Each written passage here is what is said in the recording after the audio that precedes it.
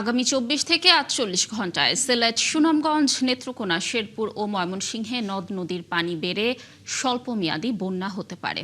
এছাড়া তিস্তার পানি বাড়ায় নীলফামারী, লালমনিরহাট, রংপুর ও কুড়িগ্রামেও স্বল্পমেয়াদী বন্যা হতে পারে। তবে দক্ষিণ পূর্বাঞ্চলে বন্যা পরিস্থিতি উন্নতির দিকে। দুপুরে বন্যা পূর্বাভাস ও সতর্কীকরণ কেন্দ্র এসব তথ্য জানিয়েছে।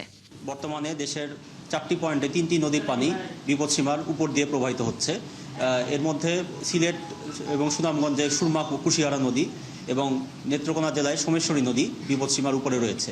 তবে বিগত 24 ঘন্টায় দক্ষিণ পূর্বাঞ্চলীয় পার্বত্য অববাহিকার সাঙ্গু, মাতামুহুরী ইত্যাদি সকল নদীর পানি বিপদসীমার নিচে নেমে গেছে এবং সেখানে বন্যা পরিস্থিতির উন্নতি লক্ষ্য করা গেছে, যা আগামী 2 থেকে 3 দিন পর্যন্ত অব্যাহত থাকার সম্ভাবনা রয়েছে। তবে বর্তমানে ভারী বৃষ্টিপাত প্রবণতা দেশের উত্তর পূর্বাঞ্চল এবং উত্তরাঞ্চলে কিছুটা বৃদ্ধি পাওয়ার সম্ভাবনা রয়েছে, যার প্রেক্ষিতে দেশের উত্তর পূর্বাঞ্চলীয় সুরমা, কুশিয়ারা এবং ময়মনসিংহ বিভাগের সোমেশ্বরী, ভুগাইকংস ইত্যাদি নদীগুলোর পানি আগামী 2 দিন বৃদ্ধি পেতে পারে। এর ফলে মূলত দেশের উত্তর পূর্বাঞ্চলীয় সুরমা ও কুশিয়ারা নদী অববাহিকায় সিলেট, সুনামগঞ্জ জেলার নিম্নাঞ্চলে বন্যা পরিস্থিতির কিছুটা অবনতি হতে পারে। একই সাথে ময়মনসিংহ বিভাগের নেত্রকোনা, শেরপুর, ময়মনসিংহ ইত্যাদি জেলার নিম্নাঞ্চলে স্বল্পমেয়াদী বন্যা পরিস্থিতি সৃষ্টি হতে পারে।